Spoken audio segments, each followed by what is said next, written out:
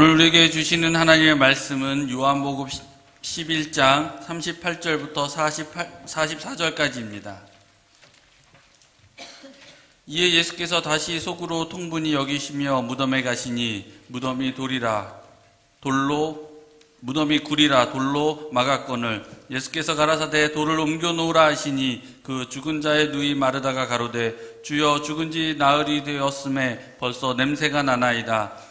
예수께서 가라사대 내 말이 내가 믿으면 하나님의 영광을 보리라 하지 아니하였느냐 하신대 돌을 옮겨 놓으니 예수께서 눈을 들어 우러러 보시고 가라사대 아버지여 내 말을 들으신 것을 감사하나이다. 항상 내 말을 들으시는 줄을 내가 알았나이다. 그러나 이 말씀 하옵는 것은 둘러선 무리를 위함이니 곧 아버지께서 나를 보내신 것을 저희로 믿게 하려 함이니이다. 이 말씀을 하시고 큰 소리로 나사로야 나오라 부르시니 죽은 자가 수족을 배로 동인 채로 나오는데 그 얼굴은 수건에 쌓였더라. 예수께서 가라사대 풀어 놓아 다니게 하라 하시니라. 아멘.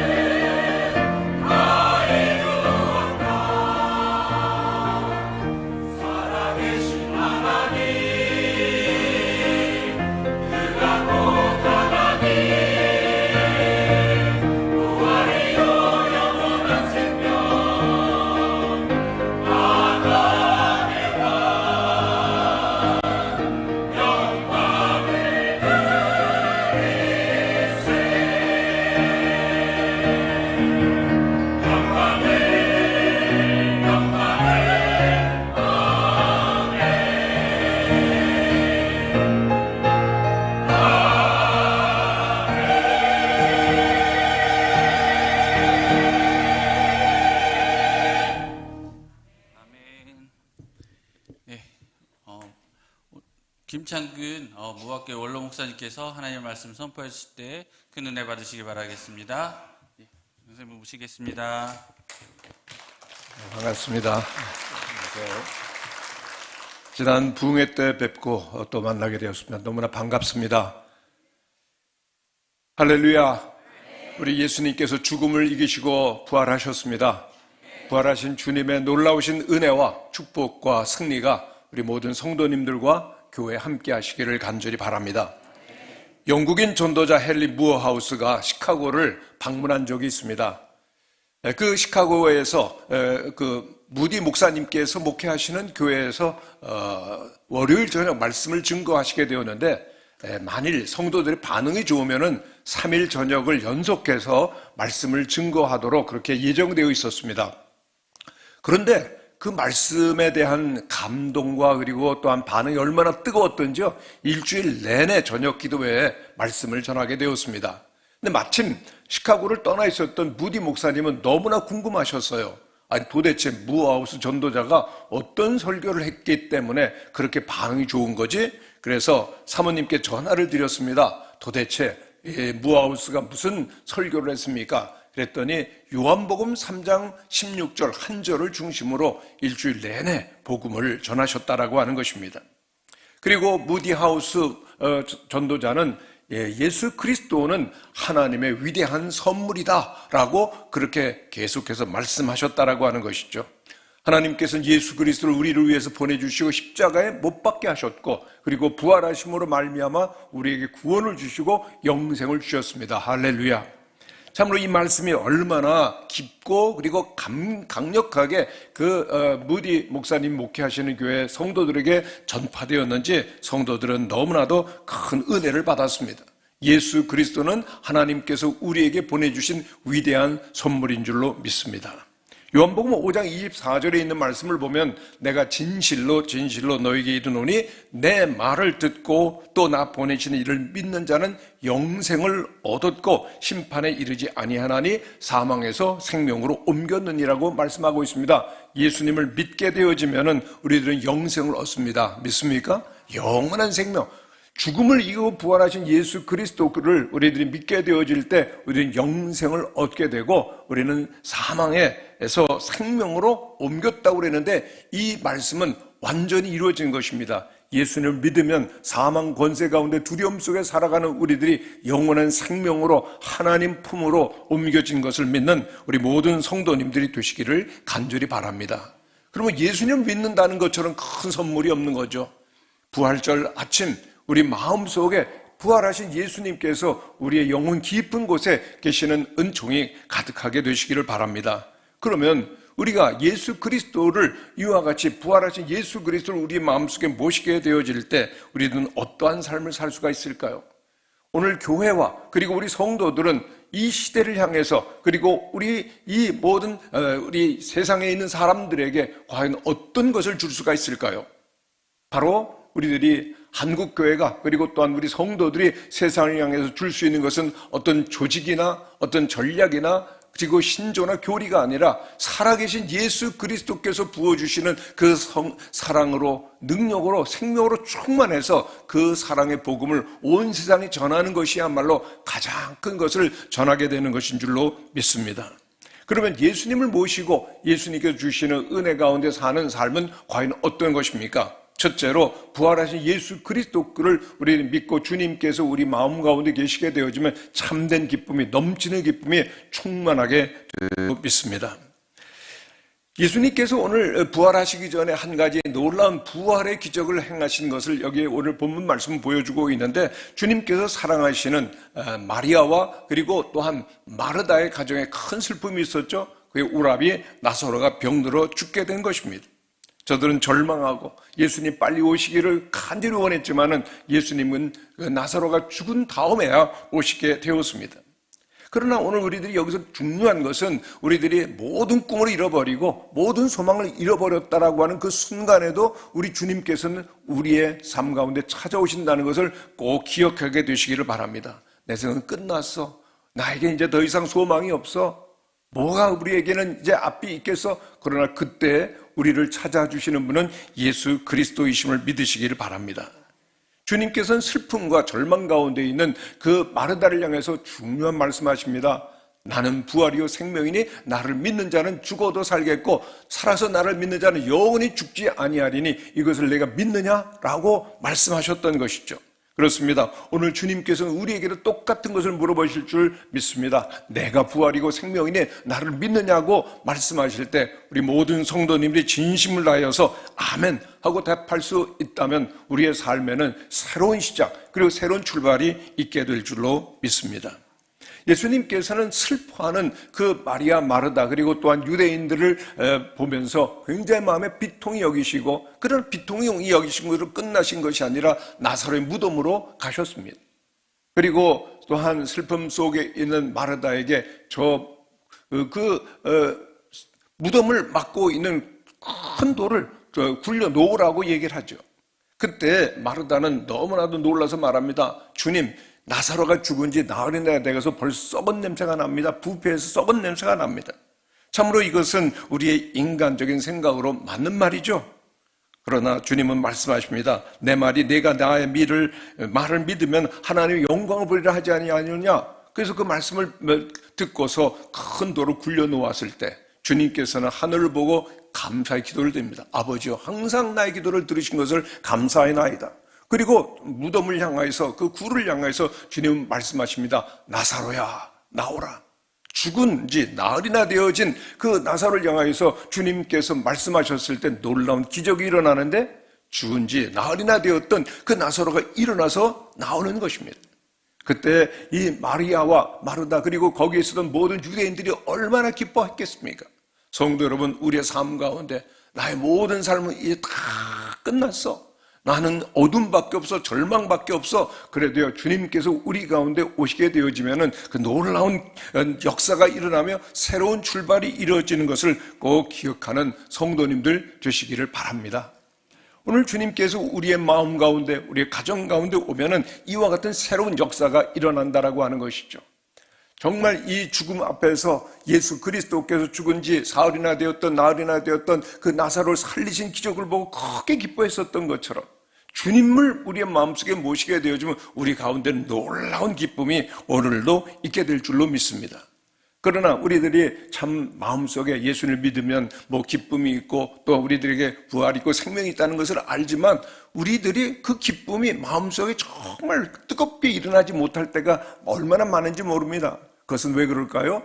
부활하신 주님을 믿는다고 하지만 오늘도 살아계신 주님을 우리의 마음속에 깊이 모시게 되어질 때 그 기쁨이 새롭게 부활되어 다시금 일어나게 되어지는 것입니다. 부활의 아침, 우리 모든 성도님들께서 마음을 열고 우리가 믿는 예수님을 우리 영혼 깊은 곳에 모셔드린다면 부활하신 생명의 능력이 우리 가운데 역사하게 될 것이고 새로운 기쁨이 충만하게 될 줄로 믿습니다. 영국을 여행을 가게 되면 윈저성을 반드시 가게 되어지는데 윈저성 앞에 지나가게 될 때 윈저성 꼭대기에 있는 그 깃발이 펄럭펄럭거리는 걸 보면은 가이드가 얘기한다고 그러죠. 여왕님이 여기 계셔. 그런데 그 깃발이 없으면은 여왕님이 안 계셔. 그렇게 얘기를 한다는 겁니다. 여러분 마찬가지입니다. 우리의 마음속에서 예수님이 계시다면은 주님께서 성령의 감동으로 주시는 기쁨이 펄럭펄럭이게 될 줄로 믿습니다. 부활의 아침, 우리의 마음과 영혼 깊은 곳에 우리 살아계신 예수 그리스도를 모시게 되어진다면 주님께서 주시는 부활의 기쁨이 우리의 심령 가운데 가득하게 되고 어떠한 슬픔도 어떠한 절망도 이기게 됨을 믿는 우리 모두가 되실 수 있기를 간절히 바랍니다. 철로역정 우리는 잘 알고 있는데 철로역정에 보면은 크리스찬이 순례길을 이제 걸어가게 되어집니다. 근데 어느 순간에 갑자기 당황하게 됩니다. 가슴을 이렇게 만져봤는데 그 가슴 속에 품고 있었던 두루마리 하나님의 말씀이 없는 거예요. 얼마나 놀랐는지 모릅니다. 하나님의 말씀이 없어졌네. 두루마리가 없어졌네. 너무나도 좌절하고 슬퍼합니다. 왜냐하면 두루마리의 말씀의 인도를 따라서 그 순례길을 가야 되거든요. 당황한 이 크리스찬은 정말 어쩔 줄 모를 하다가 다시금 뒤를 돌아서 길을 가게 되는데 그 고난의 언덕 순례정에서 자기가 깜빡 졸다가 그 두루마리 그 성경을 하나님의 말씀을 떨어뜨린 것을 발견하게 됩니다. 그리고 얼마나 기뻤는지요. 다시금 그 두루마리 성경을 마음속에 품고 그의 순례 여정을 계속하게 되었다라고 하는 것이죠. 성도 여러분, 오늘 우리들이 살아가는 동안 주님께서 우리의 마음속에 계시지 아니한다면 주님의 말씀, 그 두루마리가 살아계신 주님의 말씀이 주님의 음성이 내 마음속에 들려오지 않는다고 하면은 우리들에게는 머리로는 주님을 믿는다고 하지만 주님 부활했다고 하는 것을 믿지만은 살아계신 주님께서 우리의 영혼 속에 말씀하시는 그 말씀이 들려오지 않고 기쁨이 없어지는 거죠. 우리의 마음을 열고 부활하신 예수 그리스도를 모심으로 말미암아 깊은 기쁨 가운데 승리하는 우리 모든 성도님들 되실 수 있기를 간절히 바랍니다. 우리들의 세상을 살아가는 동안 우리 모든 꿈을 이루고 소원을 성취한다고 할지라도 우리들에게 기쁨은 잠깐입니다. 오히려 내면의 공허함과 그리고 깊은 허무함은 더 심해질 수도 있는 것입니다. 파스칼은 인간의 삶을 가리켜서 불안정하고 불안정하다라고 얘기를 했습니다. 한번 따라해 주시길 바랍니다. 불안정하고 불안정합니다. 우리는 아무리 노력을 해도 완전한 상태에 이를 수가 없고 평안이 가득한 안정된 상태에 이를 수 없다라고 얘기를 한 것입니다.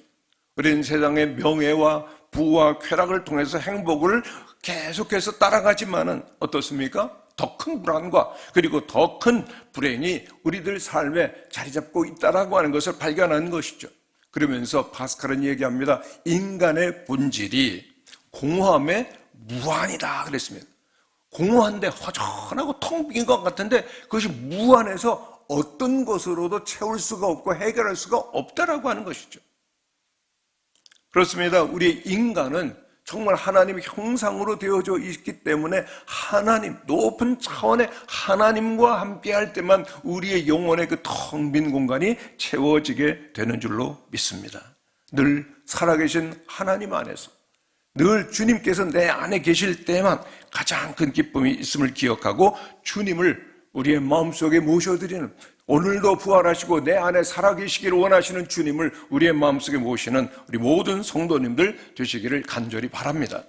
잠언 14장 13절에 보면은 웃을 때도 마음에 슬픔이 있고 즐거움이 끝에도 근심이 있느니라고 말씀하고 있습니다. 세상의 모든 즐거움, 세상의 모든 행복, 우리들이 따라가고 있지만 거기에는 기쁨이 없고 결국은 슬픔과 그리고 또한 근심이 있을 뿐이지만 영원하신 주님 안에서만 우리는 참된 기쁨을 얻을 수 있게 되는 줄로 믿습니다. 이 세상에서 우리들이 자유하기를 원하지만 자유라고 하는 것은 어디에 있죠? 자유라고 하는 것은 법의 테두리 안에 있을 때만 우리는 자유합니다. 여러분, 우리들은 사랑을 하기 원하지만 진정한 사랑은 어디에서만 가능합니까? 가정 안에서만 가능합니다. 행복도 마찬가지입니다. 우리 늘 행복하기를 원하지만 영원한 행복은 살아계신 우리 주 예수 그리스도 안에 있을 때만 진정 행복이 있음을 기억하면서 예수 그리스도 안에서 풍성한 기쁨을 누리고 그 풍성한 기쁨을 온 세상에 전할 수 있는 우리 여러 성도님들 되실 수 있기를 간절히 바랍니다. 예수님이 내 마음에 계시고 진정한 행복이 있다면 주변에 있는 모든 사람들이 놀랄 거예요. 여러분들이 내일 직장에 갔을 때 왜 이렇게 행복해 보여? 왜 이렇게 기뻐? 그럼 뭐라고 말해야 되죠? 예수님이 내 안에 계셔 라고 말하고 고백할 수 있는 우리 모든 성도님들 되실 수 있기를 바랍니다. 가슴에 손을 얹고 한번 따라해 주시기를 바랍니다. 예수님이 부활하신 주님께서 내 안에 계십니다.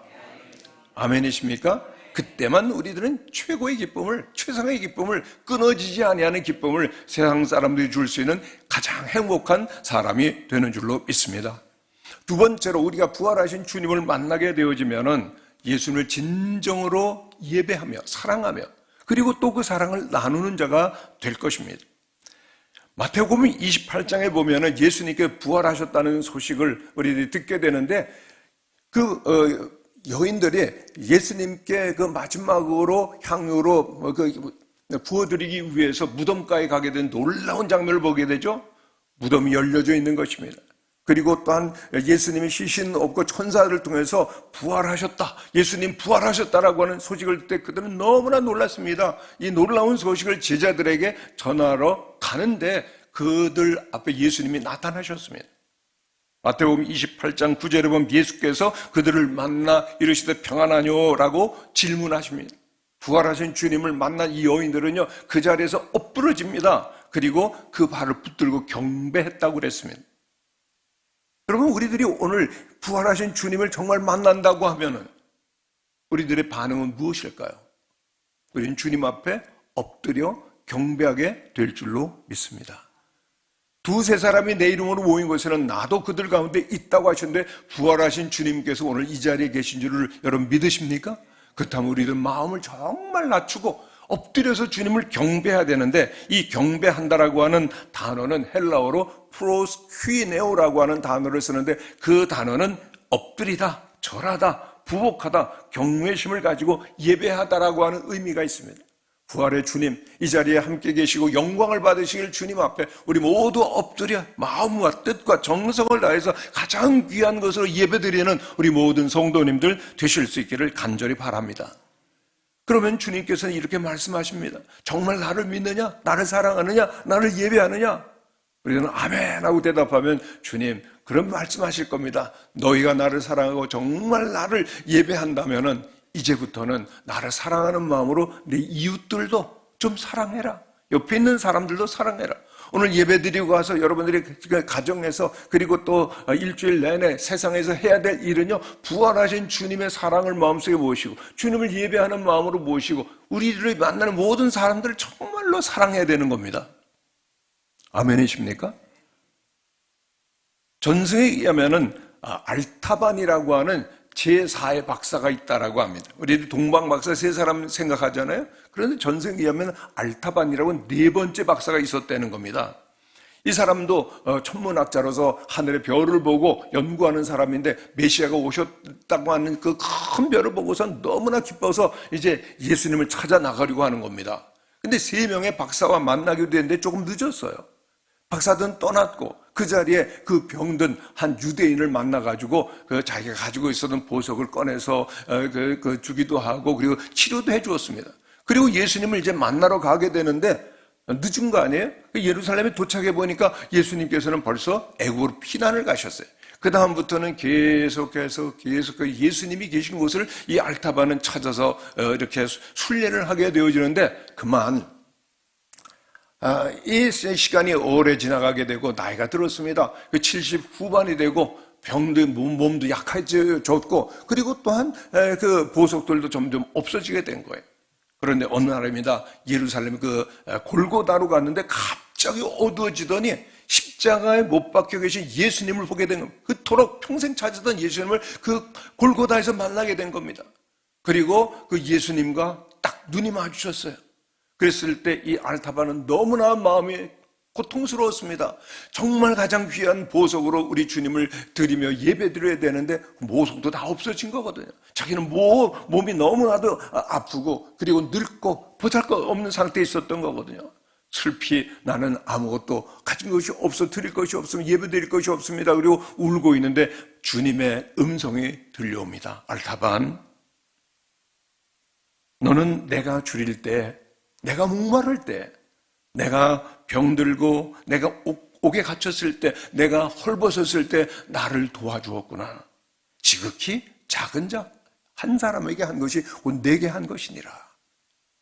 알타반은 그 주님의 음성을 들으면서 그 십자가 밑에서 편안히 숨을 거두었다라고 하는 전승이 있습니다. 여러분, 이 전승은 진정한 예배와 경배라고 하는 것은 그 동방박사 세 사람에 의해서만 드려진 것이 아니라 정말 이웃을 사랑으로 돌본 알타반에 의해서 드려졌다는 겁니다. 오늘 우리들이 정말 부활하신 주님을 감격하며 기뻐하며 예배하는 것 중요하지만은 정말 주님을 향한 사랑과 그리고 주님을 향한 마음으로 이웃들을 사랑할 때 주님은 그것을 우리의 예배로 받으실 줄로 믿습니다. 창세기는 시작의 책이고요. 출애굽기는 구원의 책이라고 할 것이면 레위기는 예배 드리는 법, 제사에 관한 책입니다. 이 레위기를 늘 읽어야 되는데 레위기를 보면 쭉 어떻게 소를 잡고 양을 잡고 예배를 드리는 법이 나오는데 23장 22절에 가면 이런 말씀이 나옵니다. 너희가 땅에 곡물을 벨 때 땅 모퉁이 끝까지 다 베지 말고 떨어진 것을 줍지 말고 그것을 가난한 자와 거류민을 위하여 남겨두라. 나는 너희 하나님 여호와니라. 하나님께 예배드리는데 갑자기 왜 거류민들 그리고 가난한 자들에 대한 얘기가 나오고 그리고 또한 추수에 대한 얘기가 나오는 겁니까?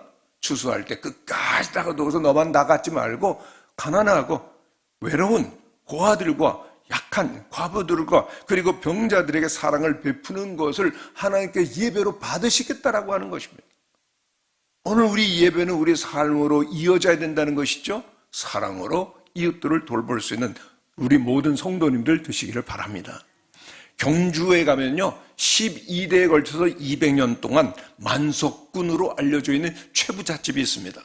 근데 제가요 그 집에 가서 한번 자게 됐습니다. 놀라질 않으시네요. 아주 대굴 같은 그런 그 한옥집인데요. 그 12대에 걸쳐서 최부자가 거기서 살았는데 거기 계신 목사님의 그 안내로 그곳에서 하루를 자게 됐는데 그 집 며느리가 예수님 믿는 권사님이 되셨습니다. 할렐루야. 그리고 온 가족들도 다 예수님을 받아들였거든요. 그래서 그 집에서 자게 됐는데 그 집에는 현판이 있습니다. 그 현판에는 뭐라고 써 있는가 하면 대우헌이라고 써 있는데 그 뜻은요, 큰 바보가 사는 집, 그렇게 돼 있어요. 그리고 또 다른 그런 현판도 있는데 둔차, 재주가 둔해서 으뜸이 되지 못하고 그 버금이 되다라고 하는 겁니다. 아니, 그 큰 부잣집에 그러한 그 현판이 있다는 게 믿어집니까? 큰 바보가 살고 있어요. 어리석은 사람이 살고 있어요. 여러분들도 그런 그런 현판을 집에다 붙일 수 있겠습니까? 큰 바보가 오늘 여기 있습니다. 어리석은 사람이 여기 있습니다. 그러나 이것이 그 11회 동안 200년에 걸쳐서 최부잣집이 그렇게 그 인정받을 수도 있는 그런 그 비결인데요. 바로 늘 사람들과의 관계 속에서 자기를 낮추고 겸손하기 위해서 그와 같은 현판을 걸고 노력을 했었던 것이죠. 그리고 또 다른 그런 그 가정에는 그 하나의 그 가훈이 있는데 뭔가 하면요, 백리 안에 굶어 죽는 사람이 없게 하라는 겁니다.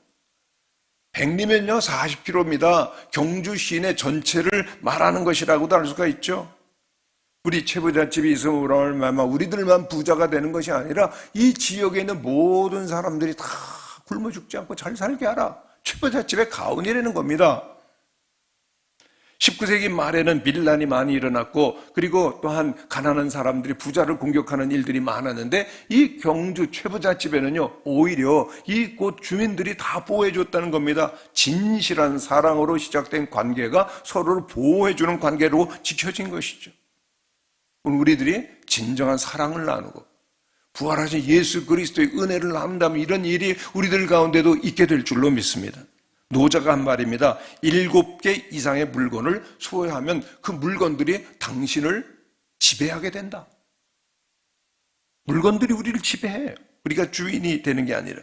또 이런 말도 있습니다. 진정한 철학자는 부자가 될 수 있을 만큼 똑똑하고 부자가 되지 않을 만큼 현명하다. 또 이런 말도 있습니다. 가난한 사람들은 부자를 미워하고 부자는 가난한 사람을 두려워한다.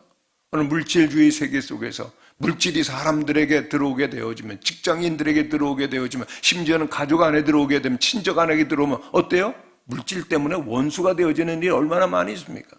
그러나 진정으로 십자가에서 모든 것을 내어주시고 그리고 또한 부활하신 주님께서 우리들 가운데 오시게 된다면 우리들 가운데 진정한 사랑과 그리고 하나님의 나라가 이루어지게 될 줄로 믿습니다. 오늘 우리가 사는 세상 얼마나 이기적이에요. 자기밖에 몰라요. 물질밖에 모르는 겁니다. 그런데 죽음을 이기고 부활하신 예수님께서 우리의 마음속에 오시고 우리가 사랑을 나누기 시작한다면 우리의 가정도 천국이 되고죠. 우리의 사회도 직장도 교회도 천국으로 하나님께 영광을 돌리게 될 줄로 믿습니다. 세 번째로 우리가 정말 부활하실 주님을 만나게 된다면 우리들이 할 수 있는 일이 뭘까요? 우리는요 탁 건들면은 예수 하고 나오게 될 겁니다. 한번 따라 하시기를 바랍니다. 예수님 부활하셨습니다. 이번 주일에 여러분들을 만나는 모든 사람들이, 이웃들이 여러분을 툭툭 건드리면요 예수 부활하셨습니다. 그거 나가야 돼요. 그래, 아멘이십니까? 우리의 마음속에 부활하신 예수님의 감격과 생명이 넘치기 때문에 우리를 툭 건드리면 예수하고 나가야 된다는 얘기입니다. 그렇습니다. 우리들은 부활의 주님의 증인으로서 이제부터는 사는 거죠. 누가복음 24장에 보면은 예수님께서 부활하셨을 때 그 장면을 보여주는데 엠마오로 가는 두 제자가 있었어요. 그런데 그들은 부활하신 주님의 소식을 못 들었어요. 그리고 슬픔으로 그들의 고향을 향해서 나가는 겁니다. 얼마나 외롭고 얼마나 쓸쓸하고 얼마나 절망하고 얼마나 그들이 두려웠겠어요. 그런데 예수님께 찾아오십니다. 너희들이 왜 그렇게 슬퍼하느냐? 아니 예수님이 죽으신 거 모르세요? 왕이신 줄 알았던 예수님이 십자가에 돌아가셨어요. 슬퍼하는 저들에게 예수님께는 길가에서 하나님의 말씀을 풀어주기 시작합니다. 그래서 저들의 마음이 뜨거워지기 시작하죠. 그리고 길을 가다가 이제 집에 들어가셔서 떡을 떼주시는데 그때 이 제자들의 눈이 밝아져가지고 부활하신 예수님을 보게 됐습니다. 할렐루야. 아, 예수님 십자가에 달아가신 것이 아니라 살아계시네. 우리에게 말씀을 전해주고 떡을 떼어주셨네. 그 다음에 그들이 한 반응은 무엇입니까? 그들은 엠마오로 슬픔으로 내려가던 길을 돌이켜서 다시금 예루살렘으로 올라갑니다. 만나는 모든 사람들에게 만나는 겁니다. 그래서 사도들에게 말한 겁니다. 예수님 살아나셨어요. 예수님 부활하셨어요. 예수님께서 죽음을 이겨 부활하셨기 때문에 이제 우리들에게는 사망이 있는 것이 아니라 생명이 있습니다. 우리들에게는 절망이 있는 것이 아니라 우리에게는 소망이 있습니다. 우리에게는 어둠은 사라지고 이제는 빛이 찾아왔습니다. 할렐루야. 계속해서 전하지 않았겠어요? 이것이 엠마오로 가던 제자들의 변화입니다. 오늘 우리들도 세상에서 살다가 낙심하고 슬퍼하고 또한 염려 가운데 있다가 부활하신 주님을 만나게 된 후에 우리들이 세상에서 할 수 있는 일은 뭘까요? 예수님 부활하셨습니다. 예수님은 살아계십니다. 살아계신 주님을 바라보고 우리도 새로운 삶을 시작합시다. 말씀할 수 있는 우리 모든 성도님들 되시기를 바랍니다. 에딘버러 대학의 레리 허타도라고 하는 박사님이 계시는데 이분은 그 초대교회 성도들을 연구하셨어요. 초대교회 성도들은 어떻게 저들은 목숨을 걸고 순교적인 신앙생활을 할 수 있을까? 그 로마 대제국 속에서 저들은 어떻게 그리스도인이 되었을까? 박해받는 그 시대에 어떻게 저들은 그리스도인이었을까?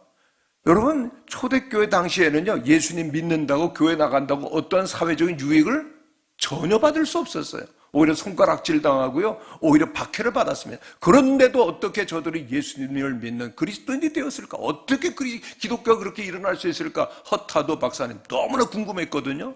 연구를 해봤습니다. 그리스도인 공동체가 너무나 사람이 많고 행복해서 뭐 다른 종교에도 그런 건 가능해요. 예수님을 믿으면 뭐 기적이 일어나요. 다른 종교에도 기적과 치유는 일어나는 거 아시죠? 연구를 해봤더니 딱 하나가 답이 나왔는데요. 하나님과 함께하는 삶이었습니다. 하나님은 예수님을 우리를 위해 보내주시고 그리고 예수님께서는 십자가에 달려 돌아가셨지만 부활하심으로 말미암아 우리들에게 영원한 생명과 승리를 주시는 하나님인 것을 저들이 알게 되었을 때 어떠한 박해가 있고 어떠한 불이익이 있어도 예수를 믿고 그리스도인의 증인으로 살게 되었던 것이죠. 그렇습니다. 오늘 우리도 예수님의 사람이 된 줄로 믿습니다.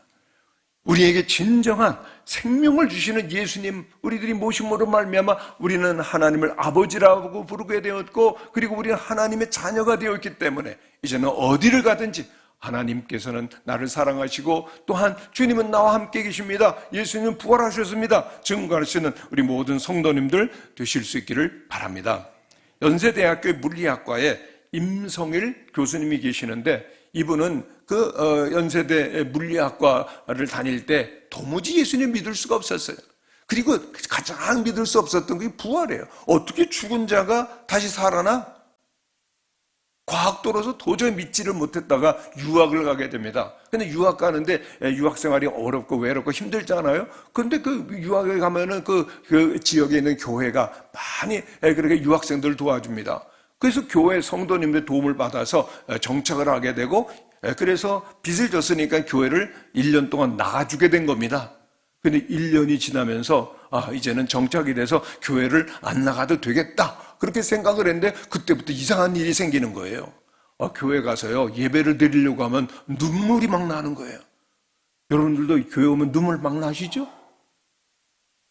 심지어 그 표정이 이상하시네. 눈물이 막 나시죠? 말씀 들으면 막 눈물이 나고 감격하시죠? 아니 그냥 앉기만 하면 임성일 이분이 눈물이 막 나는 겁니다. 그랬더니 목사님 보고 야, 저 청년이 은혜 되게 받네. 그리고 어느 날 집에 신방으로 오셨어요. 그래가지고 복음을 쫙 설명하시고 예수님을 주로 영접하시겠습니까? 근데 확신이 안 드는 거예요. 근데 옆에 있었던 사모님이요. 들어 빨리 받겠다고 눈짓을 하니까 예, 믿겠습니다. 그렇게 대답을 한 거예요. 인생을 어떻게 살아가는지 잘 아는 분이었습니다. 이분은.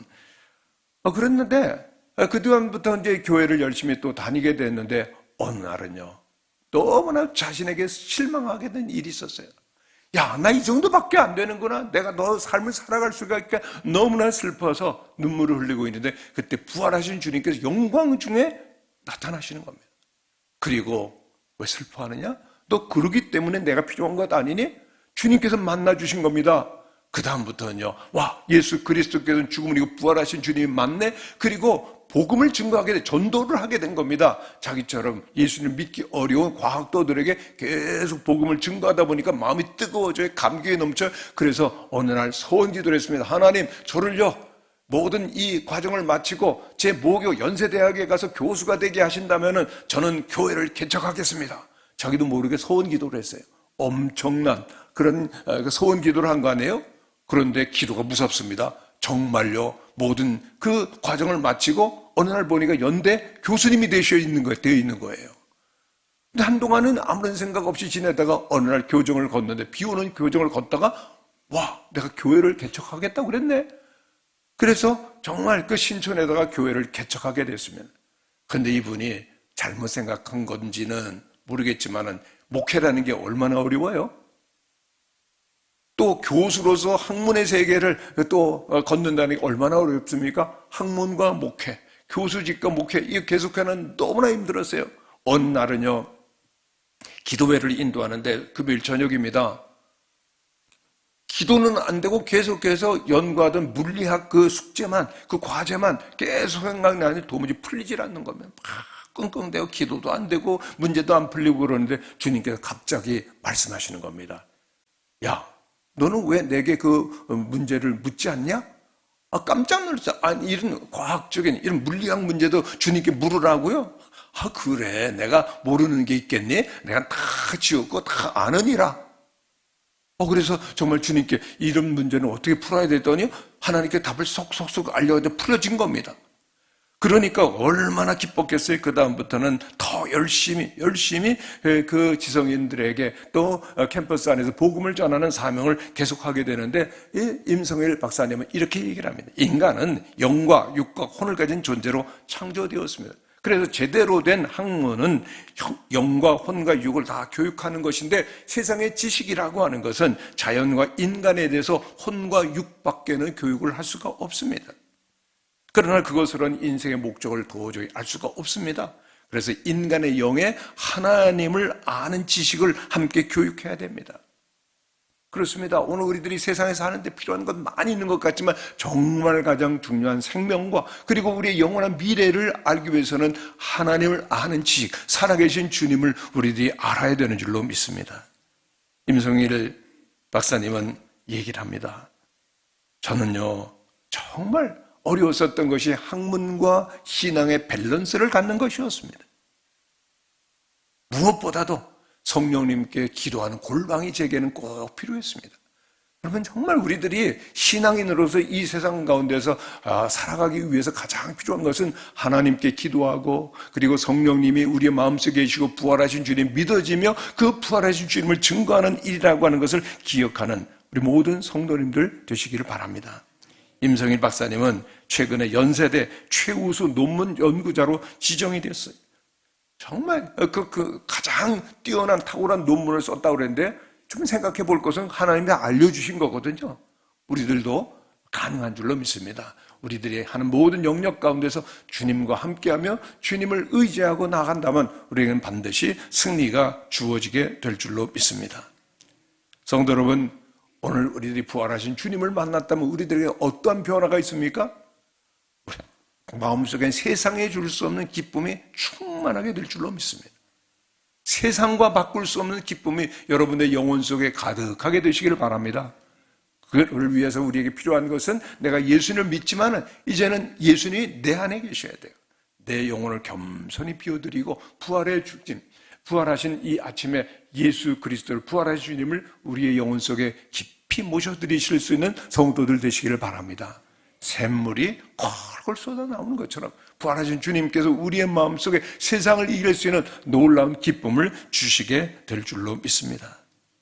또한 우리들이 정말 부활하신 주님을 만난다면 참된 예배자가 되는 거죠. 어디를 가도 늘 주님과 함께하며 주님을 예배하며 경배하는 자가 될 것이고, 그리고 주님을 사랑하는 마음으로 우리들의 이웃들을 사랑하는 가운데 우리들이 어디를 가든지 우리의 가정은 천국이 되어지고, 여러분의 직장과 여러분의 캠퍼스와 그리고 여러분의 모든 지역이 다 천국이 되어지는 놀라운 변화가 일어나게 될 줄로 믿습니다.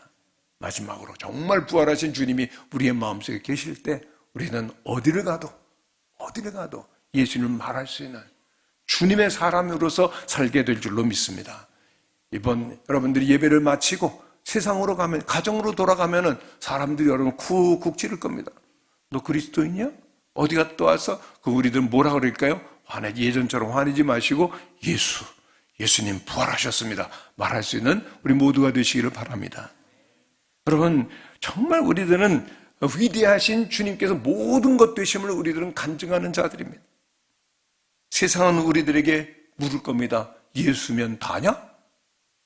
예수 믿으면 전부냐? 여러분, 우리는 뭐라고 얘기해야 될까요? 그러면요, 다다. 예수 믿는 게 다다. 그렇습니다. 예수님은 생명이에요. 세상에 줄 수 없는 영원한 생명, 행복한 생명, 참된 생명, 의미 있는 생명을 주님께서 주신다는 것을 기억하고 예수님은 답니다. 그리고 예수님을 증거할 수 있는 우리 모든 성도님들 되시기를 간절히 축원합니다. 그렇습니다. 세상을 살아가는 동안 예수님 외에는 대안이 없어요. 대안이 없다고 하는 것은 정말 오직 예수님으로 살아간다는 거죠. 오직 예수로 살고 그리고 하나님께 영광 돌릴 수 있는 우리 모두가 되시기를 간절히 축원합니다. 기도하겠습니다. 살아계신 아버지 하나님, 참으로 감사드립니다. 주님께서 죽음을 이기고 부활하심으로 말미암아 저희들에게 부활의 놀라운 기쁜 소식을 들려주시니 감사합니다.